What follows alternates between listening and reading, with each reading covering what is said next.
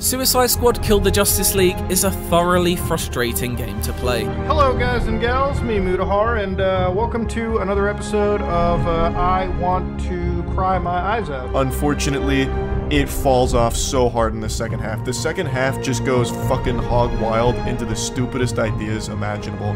I don't want to spoil anything, but the second half of this story, the tits just get blown wide open. It goes so cattywampus, I don't know what happened.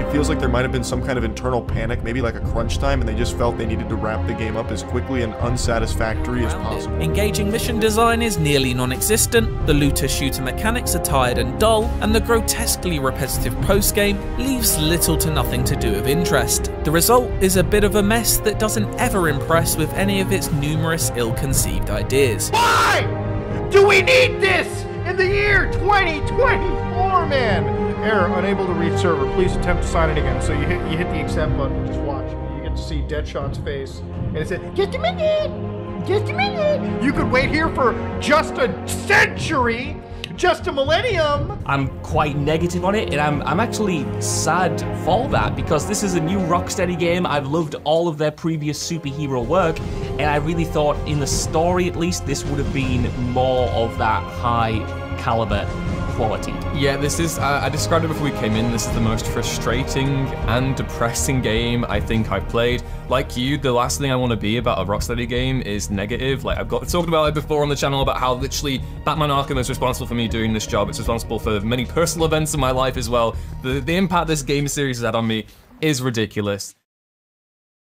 Suicide Squad is considered to be the hottest mess of 2024 so far. Rocksteady, the studio behind the Batman Arkham series, has recently released their newest title, Suicide Squad Kill the Justice League. However, the game was not met with much warm reception from the past and new fans. But why is that? One of the main sources of anger came from the fans of the Arkham games, and although most of their members are actual asylum patients, their disappointment has value, as Rocksteady have really made decisions which undermine a lot of plot elements built from the Arkham games, while blatantly ignoring the ambiguity of the ending of Arkham Knight, which left important questions that were better left unanswered. But even ignoring the studio's past great games, Suicide Squad is just a mess. I'm not sure what villain has asked to make co-op shooters with 1 to 4 players online only, but they need to be stopped. Hell, they even claimed Payday 3 in 2023 and now Suicide Squad in 2024. And yes, making co-op looter shooter into Battle Pass live service game is certainly a decision,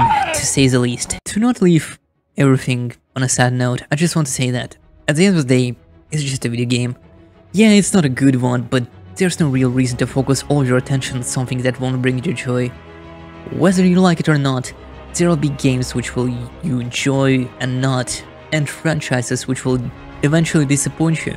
And that's okay, because if you bother yourself with something you actively hate on a constant basis, you won't be having it all.